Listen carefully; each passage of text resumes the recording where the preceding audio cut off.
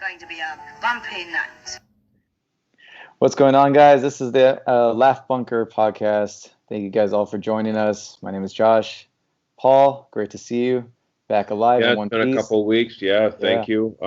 Been busy, but yeah, it's been great. Good to be back. Good. Tell everybody about your little trip, because you came back from Yosemite. You look like, no bear attacks. You're all intact. You had a good time. Yeah, well, I didn't cover myself in honey before going out in the woods this time, but no, it was my first time going there. Yeah. And it literally I'm still almost speechless. I was blown away, and I've been very blessed in my life to climb and hike in certain areas of the world. Yeah. And I found it to be as breathtaking as I had just got done watching the documentary about it, and with John Muir and Teddy Roosevelt, and how it came to be, and even for the Native American Indians who lived there. I mean, to see this every day, it was pretty powerful. I was very blown away, and I love, and even with a great movie, when you expect nothing and you are just blown away, and you walk away just a changed person. My wife had never been there either, and what was cool about it was that because of COVID, there was nobody there. Nobody there. And wow. It was that your first time being there? First time, yes. Never been to Yosemite, and it was a very, Yosemite is the Mecca of rock climbing. And it goes back to coming out of Stony Point over here in L.A. That's where Royal Robbins and all. They used to steal electrical equipment and ropes and use them for climbing. Yeah. So because of my background of climbing and on a lowest level and mountaineering, to go here is kind of like going to the Mecca. And the first day we got there very early, very excited. My wife and I, there was no line. We drove into the valley. We walked to the lower falls, which is probably one of the top destinations, and we walked up on the trail toward the upper falls, and then we hiked all the way to the base of El Cap. Didn't see one person. Wow. Now, later in the day, we did see a few people, but I was blown away, and I don't like to be in the outdoors with people as much. I find it just my time.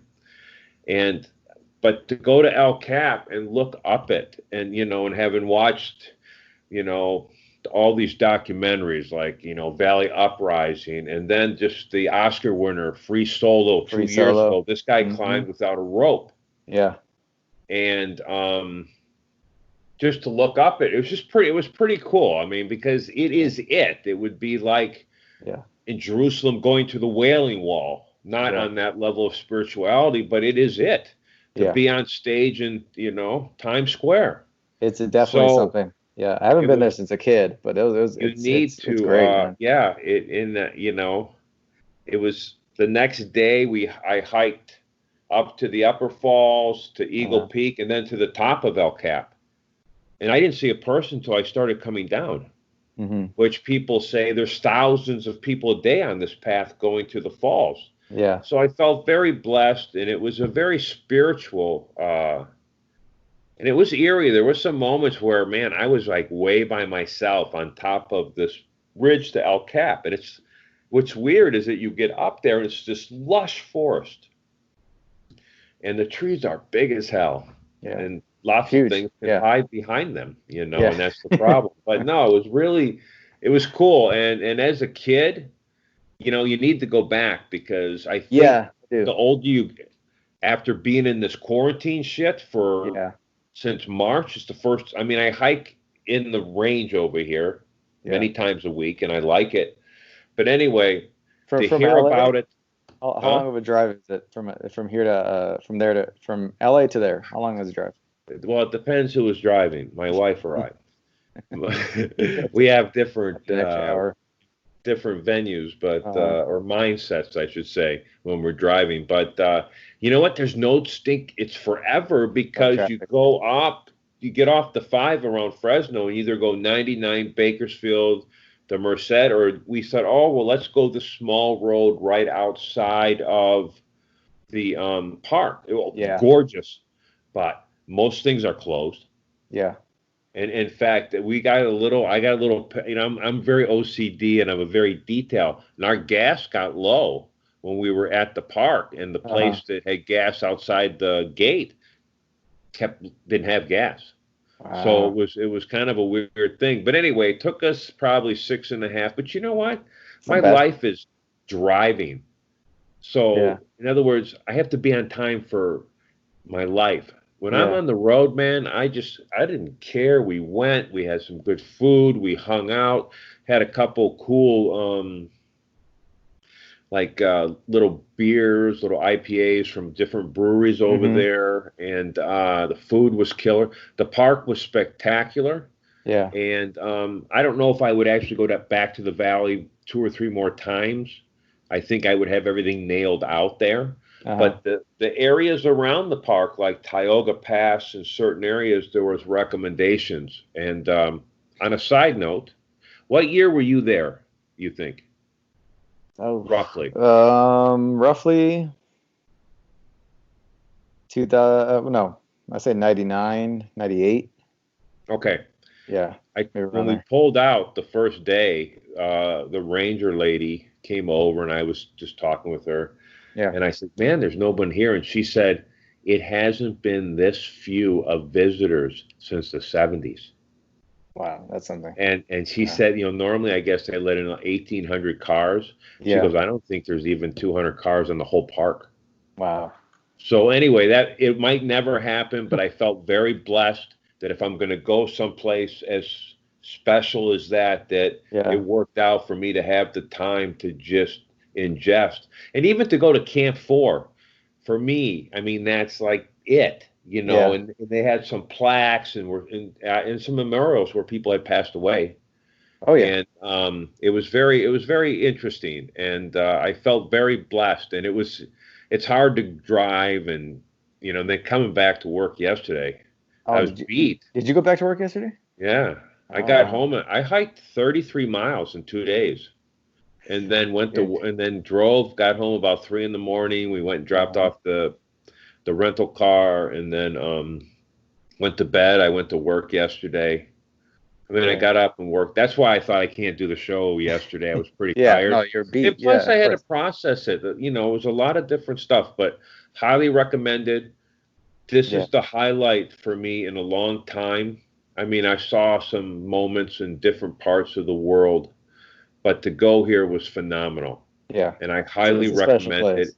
Yeah. And Cyrus from work, Yeah. he tagged he loves he said that was his favorite place, and I said, man, go. And even Christian Pena was like, hey, when do I go, how do I go? So I tried to I'm not smart enough for government websites. I admit it. I am the Uh-huh. stupidest person, and I can never figure out this permit stuff, so I'm going to ask my wife to look at it, but I'd like to go back in October No, if before they it wanted snows.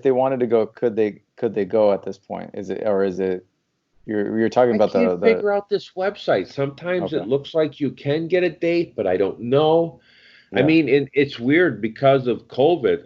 My whole plans of the fall, even the one climb over Whitney, I don't know if that's going to happen because, well, first, not only COVID, but then they had the earthquake over in Lone Pine at the base Oh, this year, okay. 5.8.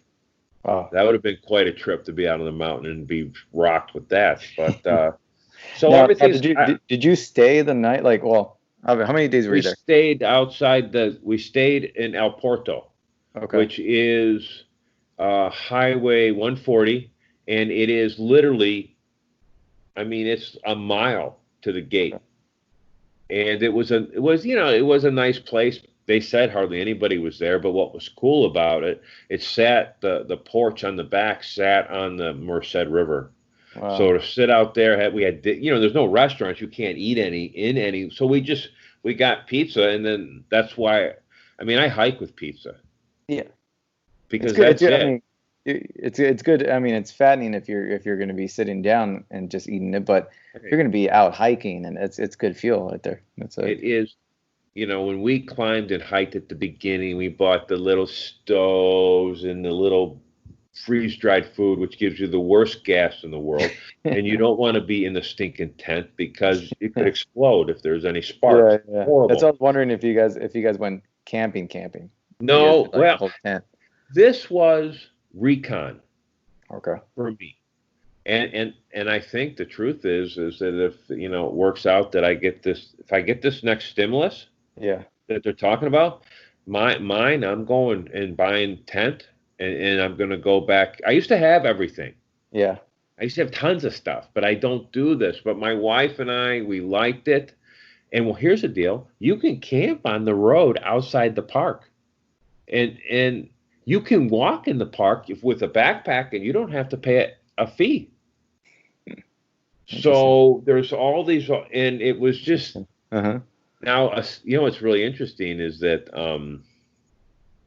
when you grew up and you went there, it probably was not as significant as if I was younger. I mean, it didn't matter to me as much, but now as older, and because of my Yeah, background and living in the city, I agree. I agree. it seems like it means more now as an older person, maybe. Yeah, I would agree. I mean, from what I remember, it was fun being there. We did, rode bikes and got to see, just the area and just Half Dome. The campsite was like next to the river, which was kind of like drying up. It wasn't that much water, but it was right at the bottom at the base where Half Dome is, just off to the left side. And it was cool. I remember being there a couple times, and yeah, I would agree. I think it would mean more now than it did then, because you kind of take it for granted at that age. You're more worried about, I don't know, like if you look cool or not. You know what I mean? Like it's like, Well, now, so when you grew up, did you camp? no, I was never. No, my parents aren't necessarily like outdoorsy type. Like we traveled a lot. We did a lot of road trips. We would go to probably Utah a lot, Salt Lake and all those. But Do you like Utah? yeah, I Gorgeous, haven't isn't been it? there since I was a kid too. Well, Utah, it's worth it. It's worth Idaho, a buzz over there. It's yeah, worth riding over there. yeah. Idaho, we did a stop in Idaho, Utah, Nevada, Arizona, and so all the neighboring states. We did a lot of traveling when I was a kid, just kind of like little road trips to the nearby states. And a lot of trips to Vegas. I knew that. Vegas was two times a year. We would go to Vegas. So it's like that was kind of like the thing. But no camping. I've never been. I don't know. It doesn't interest me too much. But I do like nature and I like hiking, so I'll do that. But to camp out in the wilderness and do all this, I'm just not. Nah. Well, I grew up in Michigan, Yeah. so we did camp. But the truth is, I would have to say we did camp. We did a lot of outdoor stuff. My dad was a fisherman, so we went fishing a lot, hunting. But we would stay mainly in lodges or different places or rent cabins, to be honest with you. I mean, Yeah. I did camp in different things, but I would say after I got married, we spent our honeymoon up in Colorado Hmm. in this on Boulder Canyon and about 35 miles outside of Boulder up in the mountains. Yeah. And it just really it was like an enlightenment. I thought, and I loved the lifestyle. And back then it was totally different. It was more like your Big Bear people. Now Boulder is more of your San Jose, tech people. I mean, it's so wealthy you can't live there. But when we were there, it was lots of climbers. And back then, even all the great triathletes and marathoners all lived in the area. They trained at the altitude. So I kind of got into it. And so then me and my wife, we did backpacking trips. We did the coast of Upper Michigan. We backpacked in the Rocky Mountain National Forest. So we were always driving down to the sand dunes from Chicago into Indiana sand dunes and camping. So yes, it became, and then when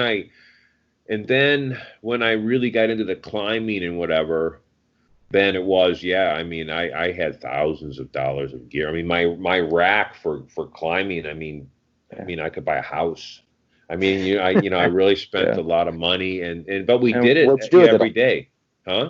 What'd you do with it all? Did you get rid of it? Did you sell Well, it? Or, well, you can't trust stuff. Stuff gets old. yeah, Ropes only last so long. You got to get rid of them. And the truth is, I'm not this great rock climber. I'm better with something on my pack. yeah, I'm better carrying. So I liked mountaineering better. I mean, even with the crampons and the ice axes and whatever, and I loved it. yeah, And it was really so to go to Yosemite. Because of mountaineering, I've been to the Everest, yeah, but I'd never been to Yosemite. So to go there was very, very powerful. And I can only think of a couple more places. yeah, I really want to go, and I would have to say one would be New York. yeah, I'd like to live in Times Square with my wife and just have the time to just learn yeah, Broadway and hang there. There's got to be a history. I mean, it's so powerful. yeah. And but anyway, that being Would said, you move? A lot of people are so like I know the COVID thing is kind of is putting the idea into a lot of people's head of like maybe moving out, branching out, like maybe leaving California, leaving LA, for financial reasons, for whatever their business is dried up. I'm seeing it a lot in kind of like people in the entertainment industry kind of heading out. Most notably, I think the one that another podcaster, Rogan, is moving to, I believe, Austin. He's well, taking his whole that thing makes and sense. I yeah, mean, but Austin has become the new Hollywood in a way. I mean, when you look at the background, you look at the festival, you look at the music scene and how it's yeah, supported. I mean, Linkletter and Rodriguez, they went down there and they kicked it yeah, up going, and they've done a good job. I mean, it's Austin Film yeah, Festival is right up there with all the other Telluride and other great yeah. film festivals in America. Yeah. And for him, it So makes sense, I think, because the way his podcast is set up, it's just a one-on-one. He's got enough money to maybe fly people in.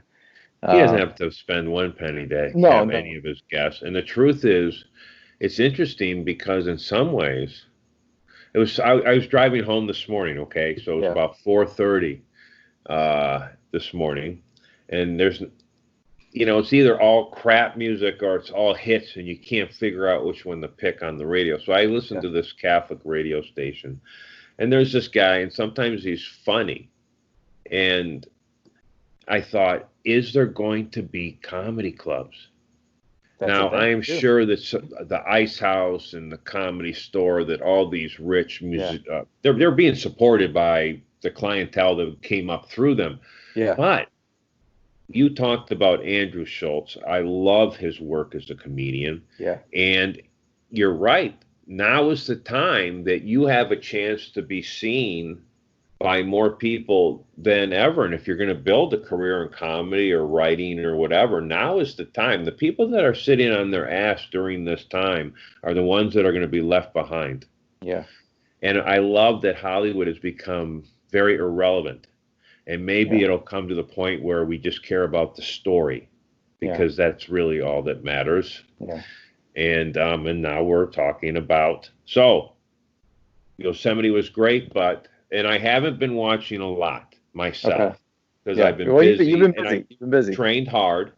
But You've I'm been going to training, you've been recommend, working, and then you just came back from a big trip. So yeah, I was thinking of asking you if you've been watching anything, but I'm sure you really haven't, aside from who we're going to talk about today, and that's David Fincher and his filmography and all that. well, Take a look at that. But have you I, seen anything else that's really yeah. interesting you? Yeah. So, and I've talked about these before. So I went ahead and I rewatched Valley Uprising.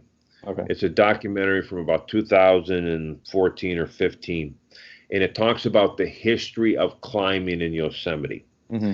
And what's great about it is that it takes place in the late 50s and 60s. So not only are we seeing a transformation of the sport of climbing, becoming more cleaner with removable protection and not pounded in pitons and different things, but also culture. Think Yeah. about how the hippie culture and everything and the civil rights and everything culminated, that Yosemite was the first national park to arm their rangers because of all the riots that were happening in the valley. Oh, good. So, because of that, it's a great film to watch. I'm a Yeah. big fan of Ken Burns. We talk about him. Yeah, no, he's His great. documentaries are the best. His ability to manipulate the film Hmm. and the photographs almost makes it a film. It makes it 3D and come to life. Yeah. So I highly recommend this. The manipulation, plus you're talking about some of the great rock and roll, Yeah. 60s, 70s, and it starts with Royal Robbins and Yvonne Chouinard, and it goes back to John Salath, who was climbing in the 20s and 30s Yeah. there.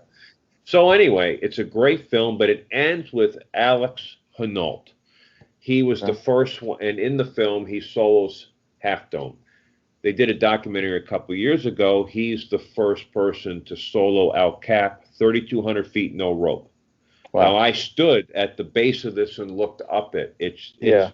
It's huge. Yeah. staggering. It's 3 Sears towers. Yeah. Not the Sears tower. It's been bought by someone else. Who knows? But it's big as Chicago. Yeah.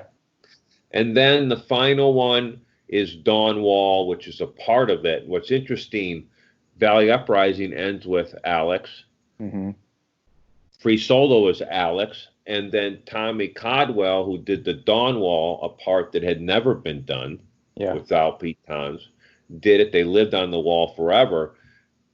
Caldwell trained with Alex to go ahead and get ready for Free Solo. Both have been tied by the hip. Both were young climbing phenoms. The difference is, I remember Tommy Caldwell when I was getting out of rock climbing, he was coming up and he was the first one to do a 515, which is a level of skill. Yeah. One being walking, 2, 3, 4 ropes, whatever. But anyway, those are my 3 recommendations of documentary that That's I've great. watched.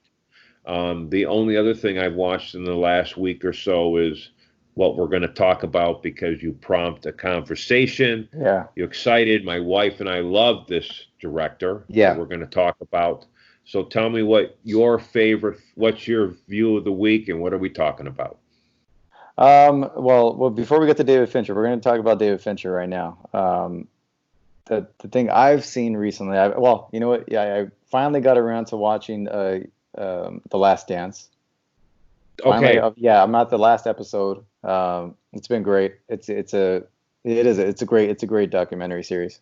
I loved it. Is it okay? So for you, not living that generation in a way, Yeah. and do you feel as attached to the story? I felt like it was a good Yeah, story, and the I love the latter way years. they cut back and forth. Yeah, the latter years, because obviously I was too young for the early '90 years, the early '90s, late '80s era. I was too young for that time, even when he signed and all that. I would say the mid '90s, 95-ish, 94, 95 is when I became more aware of Jordan and seen some games, and so from that point on, I would say once like around the time Rodman came into the picture and like around that era is when I became more aware of Jordan and who he was and what he represented and all that. So yeah, Were no. you a basketball fan? Or do you Well, watch basketball? at that age, I was a big yeah, I watched it a little bit, but I didn't really stick to any one sport. I think I just watched whatever was on at the house. I had a lot of young aunts and uncles, so they would all have something on. But I was a big Shaq fan. I was a big Orlando Magic fan. So that was during that era when Jordan was just crushing everybody, especially them, and in the finals and all that. So it's yeah, I remembered it, and then it was very interesting. I really liked the documentary, how they did go back and forth. A lot of information, like how just little things that I thought were cool, like where Phil Jackson was, he would name each season, like and that one happened to be The Last We Dance. give them the book Yeah, of give each them the book. that kind of was the metaphor for the season too. Yeah. Yeah. Yeah. I enjoyed Some of those that. guys I don't think could read though. Yeah. And just seeing Jordan, seeing all the layers of the guy and how competitive he was, and I enjoyed them interviewing like people now, and then him watching it on the iPad and him responding to their, because Like Isaiah Thomas. yeah, you normally don't get to see that. And yeah, and I didn't even know that there was that much, that lingering long dislike for each other with Isaiah Thomas and him. But yeah, no, I thought it was great. I thought it was a really well done series. I'm pretty much finished with it. I even looked into Jordan's when his dad was killed. There was have you looked into that case? Mm-hmm. It's a little.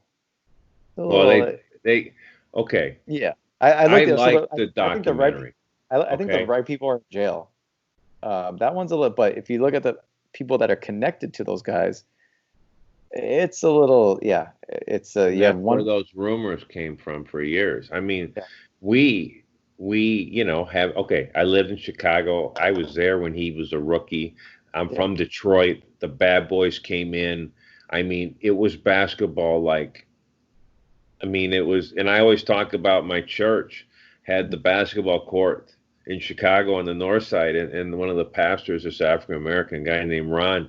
I mean, this guy he walked in the shoes of Jesus, but when he was on the court, he was Bill Laimbeer, and he just was like, I mean, they called it the Thunderdome. I mean, people had to pray for forgiveness after leaving and they said if you got up, it wasn't a foul.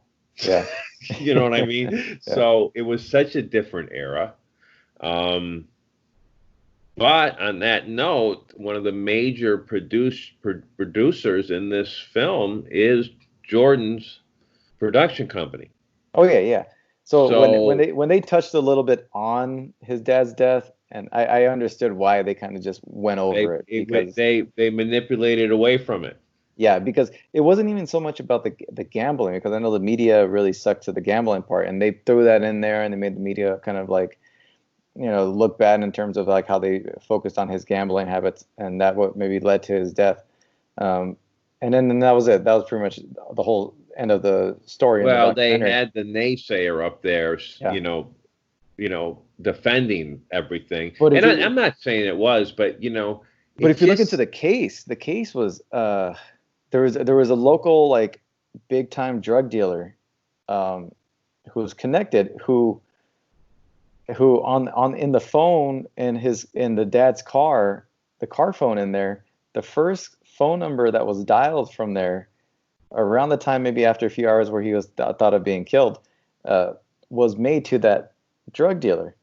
And that drug dealer's dad was head of police in that area, and who is connected to all the other people, who was assigned over that case, and who's connected to all the people on the case. So there was that. And then it was crazy because the phone records are pretty damning, but they didn't really look into that any further. They didn't question the guy, because he's well connected. So they didn't question him at all. I think they arrested the people who I think should have been arrested, who did the murder. One trigger man, one who helped dispose of the body. But if you look into like the phone records, yeah, the guy who was first called wasn't ever questioned, never arrested, and he's a big time, drug pusher in that area. Second phone call that was made was to a sex hotline. And then the third series of calls and a series of calls afterwards were to the other guy that helped the main trigger man dispose of the body. So there's like three people connected, and then who stripped the car and then all that. And I think mostly it was mistaken identity. He did park somewhere. They tried to rob him. It was a big drug route. And he got wrong place, wrong time, disposed of the body, stripped the car, all that stuff. So on the bottom line, no matter what, the documentary. Michael Jordan, his dad was Michael Jordan's friend. Oh yeah, He was a good dad, and they really showed that. And he really even and I think really was a big handle in who Michael Jordan is. Yeah. And it showed an emotional scene. When he won the championship, he won after his dad's death.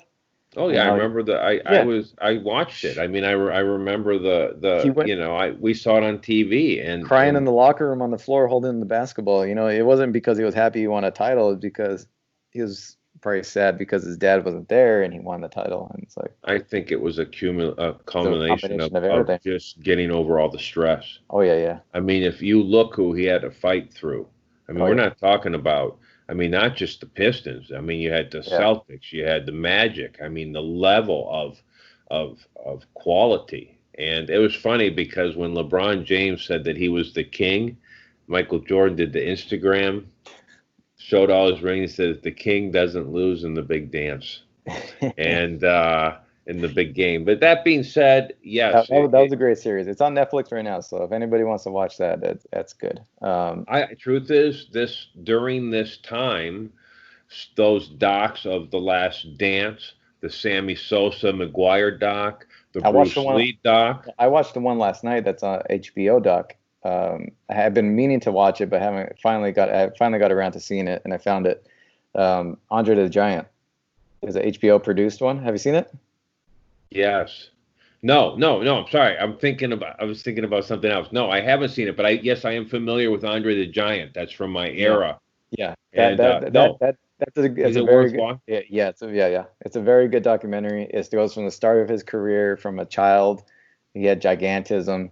He's pretty much a full-grown man by the age of 15. I think they measured What him did he around end out? He was what, 7 foot, 7'2" ish. I think they think 400 pounds or they something build like him that? around 7'4", but he was Mhm. definitely around the 7 foot, 7'2". I mean, that's like a Huge, stinking, that's Shaq, man. yeah, huge man, gigantic hands. Just no, they touched on the drinking. They touched on his What relationship. movie was he in? Princess Bride. Exactly. They basically had most of the cast on there. They had Rob Reiner. They had Robin Wright Penn. They had Billy Crystal in the documentary. They had a lot of people in there That's a talking great about it. movie, by the way. Yeah, Recommendation, big time. Princess yeah, Bride. Even has Peter Sellers in it, yeah. and it's a great movie. Now, question: do you think that we have Shrek? Is there any connection to Andre the Giant and Princess Bride and Shrek? Um, yeah. As far as the Do story you and see any? the look, Do you see yeah, any connection there? yeah. I could see it. I Uh, think they based the character, or the look of the character, off of like this old 40s wrestler. He looked like Shrek. I had to pull up his name. I forgot his name, but I mean, just like a ogre of a man. Like he looked like Shrek. They based the character off of that. But as far as the story and the relationship with the princess, and like yeah, it's very very Princess Bride-ish, I think. Yeah. well, that's interesting because Yeah. I just think, okay, That's excellent. great. I recommend that one, the Andre the Giant. Other Well than done. that, I haven't really watched much or news other than my docs, and I did watch a movie, The Social Network. Yeah. I've seen it probably 3,000 times. It's Yeah. one of my favorite. It's written by Aaron Sorkin, directed by David Fincher. And So you David Fincher, we're prompt this talking about David Fincher. conversation. Huh? So, David what's your Fincher, man. favorite movie of David Fincher? Well, I mean, it's hard to say favorite, it's but hard to obviously say. one Yeah. sticks out. Uh, the one I watched last night, Fight Club. Fight Club was probably one of my favorite movies, and still is one of my tops. Since it came out back in like '99. I think it's very well done. It's totally David Fincher, and I think even Chuck Palahniuk was like saying that David Fincher, even the movie made his novel, even like it outdid his novel. Best-selling novel. Yeah, and I think he did a part two too. He's been on the road doing a lot of Fight Club illustrations, like graphic novels. But yeah, David Fincher, I think he's great, man. If you look at his filmography, you don't realize what this guy has done and worked on. Like you just, unless you really look into it, and he's has some hits, and the list goes on and on. Zodiac, Benjamin Button, Social Network, Panic Room. Who else? Girl with the Dragon Tattoo, which I thought was great.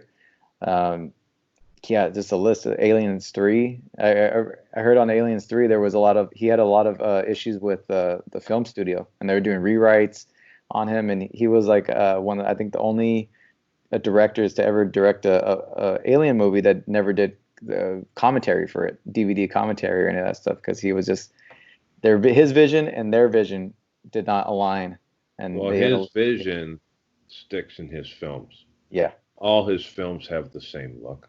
Yeah. And it's very interesting because he's from Denver, Colorado. Mm-hmm. He moved to California next to George Lucas. Yeah. And it was a documentary about Butch Cassidy and the Sundance Kid that got him into filmmaking. He went out and bought an 8mm film camera, aka just like Spielberg did when he was young. Yeah. And went through the whole music video scenario. I mean, he did music videos for, I mean, Aerosmith, Michael Jackson, Madonna. I mean, you're pretty much on that level. Aliens 3 was his first movie. Yeah. That he did with Sigourney Weaver. And I mean, you're coming in too. Think about the pressure. The studio is thinking of, Aliens 2. We got we had the Terminator. We got Cameron's whole body of work. This guy steps in, and it was a different feel of movie than we might have normally not seen. Yeah. So he came in, and it was a different type of film.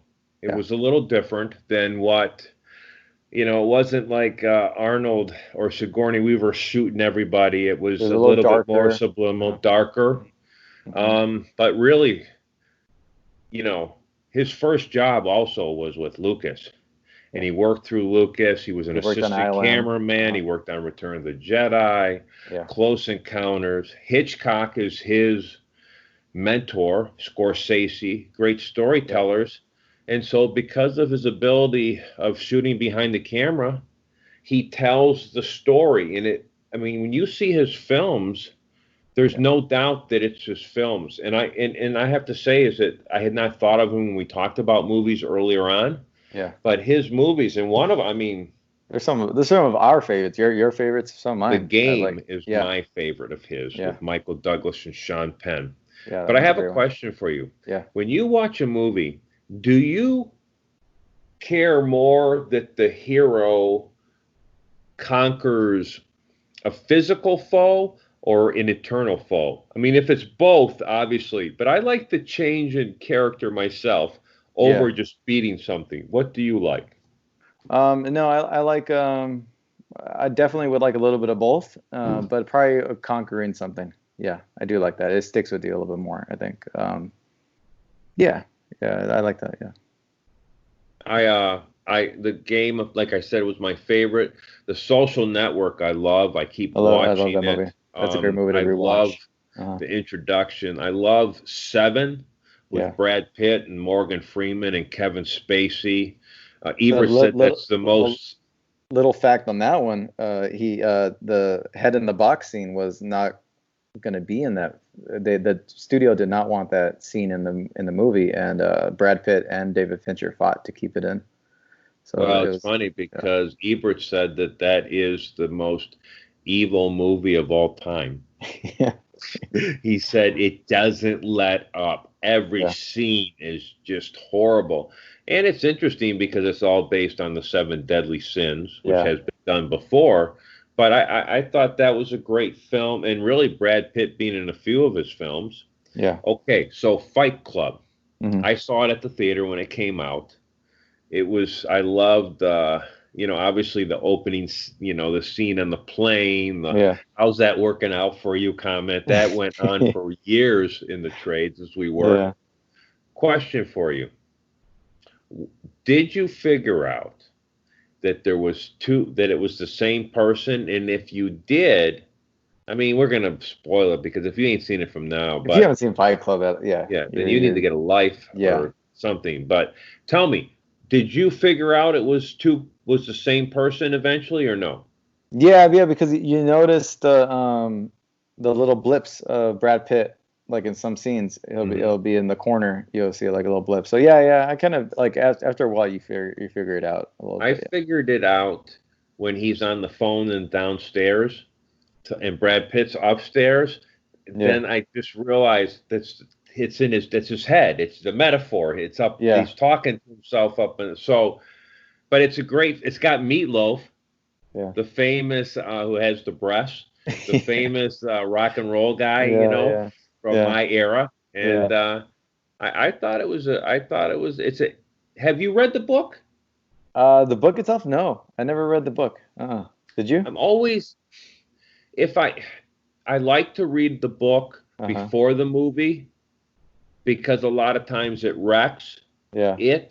It's easier for me to say, oh, the movie didn't live up to the book than for me to follow and say, oh, the book didn't live up to the movie, which is insulting to the author. Yeah. That's one book that I wish I like, I would like to read eventually. And that one in American Psycho, I think was also adapted from a book. So I wouldn't mind reading that one. The Christian Bale movie. Yeah. Yeah. So with David, so David Fincher, I think he went to film school, moved over. No film school. No, I thought he went to film school. No, I read that he didn't go to film school. Yeah. I mean, and that because it said no film school, but Alfred Hitchcock, Stanley Kubrick, Lucas Spielberg, and Martin Scorsese was his thing, and then he by doing the little movies, he went into commercials, to music videos. So he just started working in the industry. Right. Yeah. Well, he started working through commercials. Okay. Production assistant, shooting his stuff, creating his reel, music videos, did music videos for everything. Then Aliens 3 was his first film. Yeah. But he also done TV. So we got House of Cards. Some of his TVs. And Mindhunter that we both love. Yeah, I love both House of Cards and Mindhunters. I love them both. And Mindhunter because of it has kind of a Seven feel in a way because you have the two police officers doing the investigation, and it's anyway. Actually, the guy just has it down. He's a visual storyteller, and I recommend all. The only movie though I have to say was Girl with the Dragon Tattoo. Okay. I think on its own, it was a great film. I love Daniel Craig, the Rooney sister, who was the one in Social Network, by the way. Yeah. Which you would never make any connection of those two characters. She doesn't look the same. She doesn't look the same at all. Phenomenal. So the problem is, I saw the original trilogy, the foreign film, which is incredible, and I highly recommend it. And I don't say it's better, but sometimes there's a thing called ghosting, which means if you see something, it creeps in, and it's hard to separate both pieces. Yeah. If I'd have seen the first one, Fincher's first, I would have been totally satisfied. Yeah. But having seen the other one, I'm going to highly recommend it because I think trilogy. You will really like it. They even came out with two others afterwards. They have one. There's three.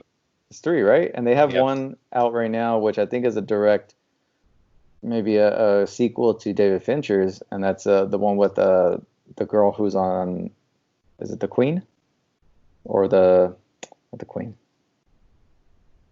She's the actress that's Are you talking about the actress who was the wife of Neil Armstrong in the movie with Ryan Gosling? Is that who you're talking about? I can't think of her name. I can't. What's the Netflix show? Is it The Queen? The Queen is about Queen Elizabeth, and you have the younger actress, and then you have the older one. She's the younger one. Yeah, she is. Let me see. She takes over. It seems like I think she takes over the role of Rooney Mara. Yeah, that's the one. I think it's let me see if I can get the name. Blanking out on it. Claire Foy. Yes. Yeah. So yes, plays that. I like her. She was great in The Queen, and I liked it when she was there. Yeah. But then afterwards, when it went to the older one, I didn't. It didn't get me as much. I like her. She's a phenomenal actress. Yeah. But watch the Swedish one if you can. Yeah. It's phenomenal. Scandinavian. Benjamin Button was great too. I'm looking at his film. Sorry. And that man, I love that girl in that, the black actress Tahia Henson. Truth is, she stole the movie. To me, Benjamin Button. Every scene she's in, she is such a star and so filled. I thought it was an interesting film. I think he did one of our favorites, Zodiac, which is definitely one of my favorites. he did a lot of work on that one, where he did pretty much an entire year, if not a little bit over a year of investigation just to piece everything together before he even filmed. I I thought like that a was lot great. of the actors that were in there. Mark Ruffalo. Yeah, I love Mark Ruffalo in that, in that It's movie. funny because that was the film kind of breaking Robert Downey Jr. back into Hollywood. He Yeah, had gone from his Crazy Time, and then he worked on Ally McBeal yeah. and was able to get, and then he ended up doing that, and from that So, was I think Iron Man was the I next think thing. he did. Yeah, the Yeah. next thing he did after that was Iron Man. Yeah. He said that he um, rehearsed 8 hours a day for a month for Iron Man. Now, if you're talking someone, okay, that just pretty much says everything about what it takes to get stuff done. Yeah. If you're on that, and remember, Robert Downey Jr. was nominated for an Oscar for playing Charlie Chaplin when he was very, very young, in his 20s. Yeah. And anyway, so in that movie Zodiac, I liked it, but when he's on screen, he's just the star. And all those people in that movie, he just steals Steals it. the focus. Mhm. That just shows you who he is. But it's a great movie. Yeah. And he's really into this serial killer stuff. I'm never going over to David Fincher's house. Don't. And if he takes you down to see his collection in the basement, probably Zodiac, not. No. Mindhunter. Yeah. No, Yeah. I mean everything. But Gone Girl. He did Gone Girl, didn't he? yeah. That's another kind That's of the one with murder. Ben Affleck. Yeah, that's another kind of murder mystery type of movie. That's a good one too. Yeah, Ben Affleck, Rosamund Pike. Yeah. Yeah, Mhm. it's a good movie. I'm going to say though that okay, Fight Club is yours then. Is that what you're going to say? Fight Club is mine. I mean, you could go Social Network. I love Zodiac is probably top for me too. I love Zodiac. I just put that on like all the time. It's on Netflix right now too. As far as like if I had to pick one that's like just a favorite that I just love, and I don't know, especially I loved it back when I first saw it, and it still holds up for me, is probably Fight Club. Second after that would probably be Zodiac. Yeah. Okay, so I'm going to go with it's hard to say. I love Fight Club. Really, Fight Club, we were all just jealous of how cut Brad Pitt was. So there's some, being in Chicago and being addicted to carbs, I have a little bit of animosity to that film, to be honest with you. I love that scene where he's right before the guy who owns the bar, Lou, before he comes down, and he's like, "Who are you?" He's like, "I'm fucking." Oh, the mob guy. Yeah, and then before that, he gives a great speech where he's like, they tell, they feed us all these dreams that we're gonna be rock stars, musicians, and actors, and he's like, we're not, and we're slowly realizing that, and we're really pissed. I love that whole like speech that he gives. Question. Because he's an actor. Isn't one of the guys in Fight Club though? One of his disciples, isn't it the guy from the Punisher movie now? I don't know if he's in there. One of his disciples is Jared Leto. Jared Leto is the blonde kid. I like Jared Leto. Even though he went to become the rock star. Yeah, he has a little bit of both. He has a really successful band. Yeah, he did a movie. That's why I find that scene funny, because Brad Pitt's probably one of the biggest actors in the world, and then Jared Leto, he when he says rock star, he actually looks right at Jared Leto. So Jared Leto's a big time actor and an actual rock star. So it's kind of funny, that scene, because both of them actually do make it. So it's like, they're big time. It's always interesting. When I watch trailers of old movies and I see the credits or whatever, I always like to see people that have made it big. And Jared Leto won the Oscar for Best Actor. Yeah, he's a talented guy. He's a talented guy. I don't know. But David Fincher, from some of the music videos, any of the music videos that stand out to you, or that are some of your favorites?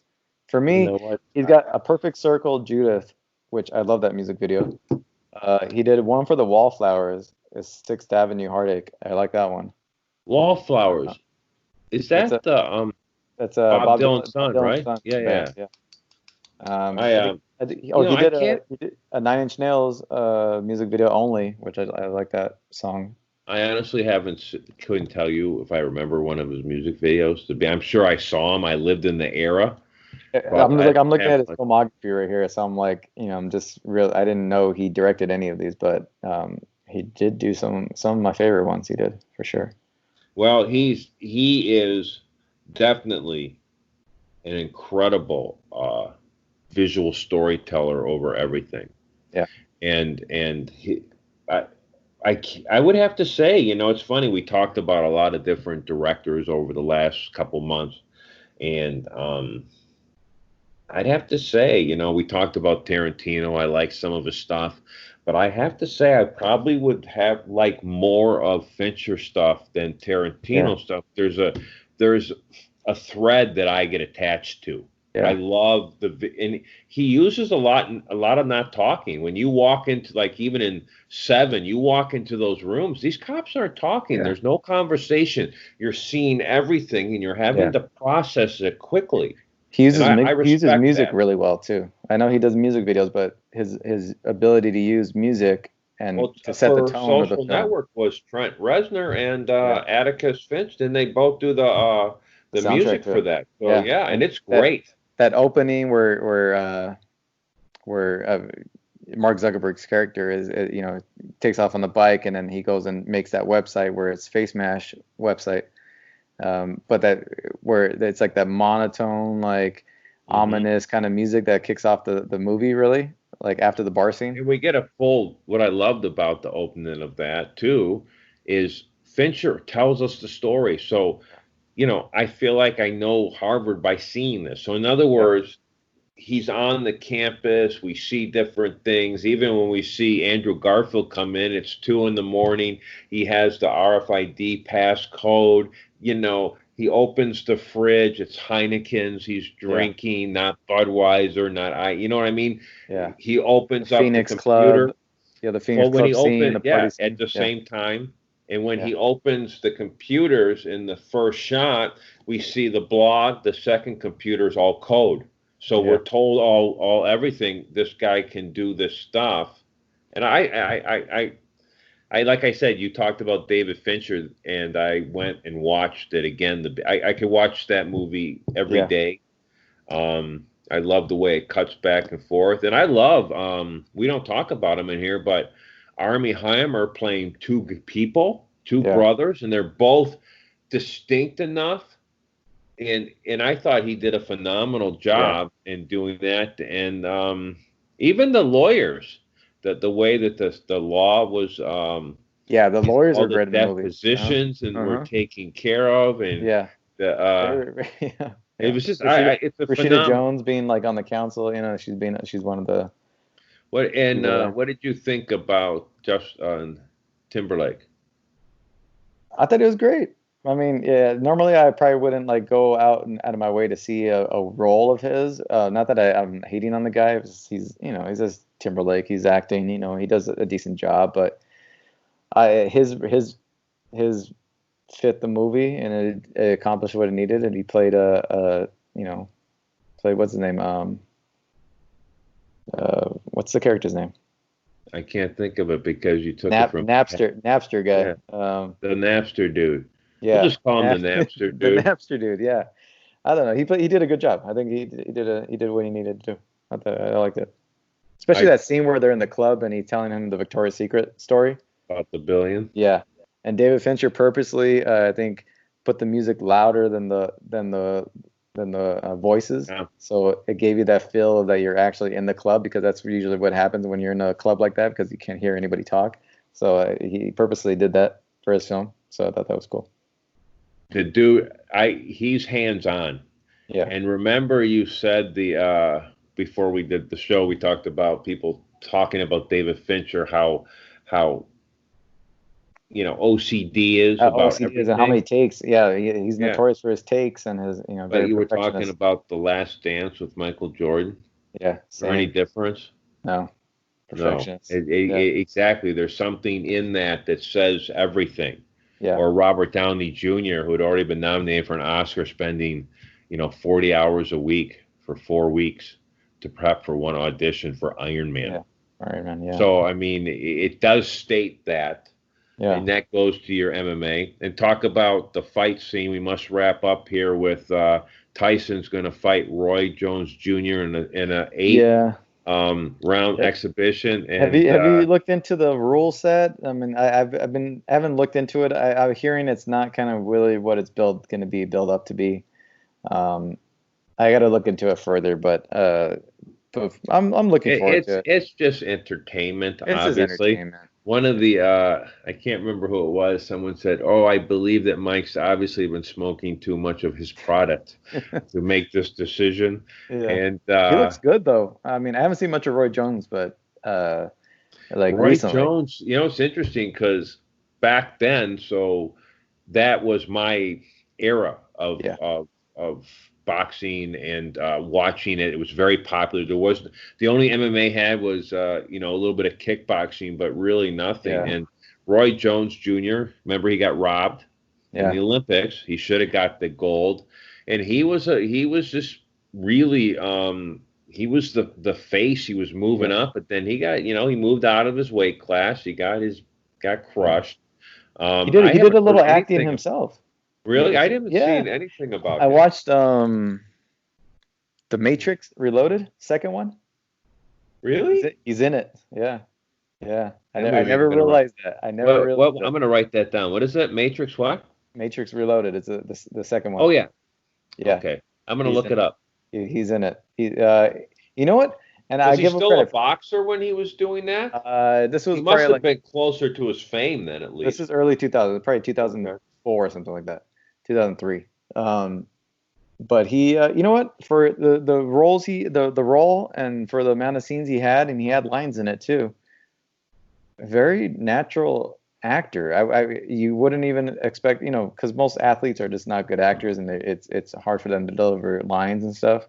But Roy Jones, and for being in a big movie like that, I was really watching closely his scenes, and he actually did a pretty good job, I think. You can watch it. I'll have check to it out. check it out. But yeah, usually the dialogue is what determines if someone's a good actor. That's really where it cuts. People are great actors when they're not talking, but then when they open their mouth, it's that's when you know if they have it or not. The truth is, because they're thinking or not portraying. But no, definitely David Fincher, killer. Yeah. Recommend enjoyed his work. As far as recommendations for this episode, you have your the 3 documentaries that you watched. Which ones are they? Valley Uprising. Yeah. Free Solo, and The Dawn Wall, and those pretty much are consecutive historical. Free Solo, of course, being the Oscar winner about Yosemite. Yeah. And if you have a chance and you haven't been to Yosemite, check it out. I recommend it too. Life-changing and awesome on every level. Definitely worth going. For David Fincher, obviously, there's too many not to recommend, but I got it. I'm going to go with The Game for me. I'm going to go with 7. Yeah. I'm going to go with The Social Network. Those being my 3 films that we'll also put down in the Twitter and blog. But those are my favorite of his films. Yeah. What about you? I'll go with Fight Club, Zodiac, and what's another one? What did you mention? Well, okay, Aliens 3, 7, The Game, Fight Club. Panic Room was the biggest hit of his with Jodie Foster. Forrest Whitaker leading the band. Isn't the young Kristen Stewart, I believe, is in that movie also, right? Correct. You know who was gonna instead of Kristen Stewart, they had Hayden Panettiere was actually first cast, and I think David Fincher found her to be annoying. She was from what show? She was a superhero at first, right? I think she was on Malcolm in the Middle at that point. She was on at that time. She was on Malcolm in the Middle. Didn't she go to? She was a superhero thing. Oh yeah. It was called Heroes. Yeah. Heroes, and then she did that was a big show. Yeah. Nashville or country western show for a while. Yeah. So definitely, I think for me, Social Network, Zodiac, Fight Club. Those are my 3. No, it's funny because I had not thought about Fight Club. I'm going to watch it again. Yeah. I love the narration of Edward Norton too in the film. And his TV. Makes a lot. His TV work, Mindhunter and House of Cards, at least the first 3 seasons of House of Cards. I wouldn't really watch the last season. It's not really. Well, it's funny because it was recommended to me and I watched it, and it's very depressing because you actually know all this is really happening in Congress right now as we're being screwed over. Oh yeah. By people that don't really give a crap. I mean, and so that's my apolitical statement of, you know what, it's on both sides and it's killing us. But anyway, and I thought it was, to me, with House of Cards, when the author got involved is when it kind of snaked for me. The first 2 seasons, man, you're just killer, like, man. Those are killer. And there's so many great people, and all the congressmen and everybody involved is so good. And it's great. It's highly recommend. And Mindhunter too, because we've seen all these films. So in other words, I think it's nostalgic in a way, if that makes sense. Yeah. And you know, the young guy in the Mindhunter, he was in the original Hamilton cast on stage in New York. Oh, really? No, I didn't know that. Yeah. So, and I love the older guy who's in it. He seems like he's great. A cop, doesn't he? He's in Fight Club too. Really? Yeah. He's one of the henchmen. Yeah, he's one of the part of the crew. Oh, that's fast. Now that's the kind of stuff I like when people's career goes forward. Do you remember when Meatloaf got killed in the movie?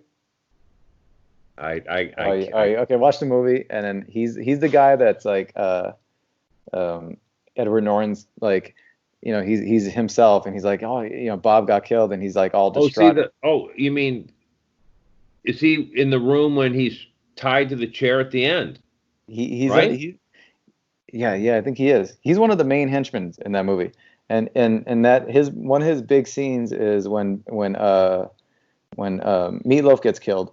And then Edward Norton's kind of all distraught because that's his good friend and all that, and he kind of brought him into the house, and he's Edward Norton's himself. He's not, like, you know, into the whole thing, but the guy from Mindhunter is like, oh, this guy's name was Robert. He had a real name. His name was Robert Paulson, and then he's like, oh, he's the guy that's like, oh, in Death, in Project Mayhem, Robert Paulson. Yeah. He's like, in Project Mayhem, you have a name. And his name was Robert Paulson. He plays that guy. That's his line. That's his big moment in the movie. I'm gonna Google it later on and watch it. Yes, definitely highly recommended. Excellent. Yeah. All right, man. All right. Good catching up with you. Good talking to you. Great Excellent, episode. Man. We'll hook up next week. I mean, we won't hook up because that sounds bad, but we'll definitely talk next week. Whatever. Yeah. All right, man. All right. Well, have a good night. Yeah. All right. Take care.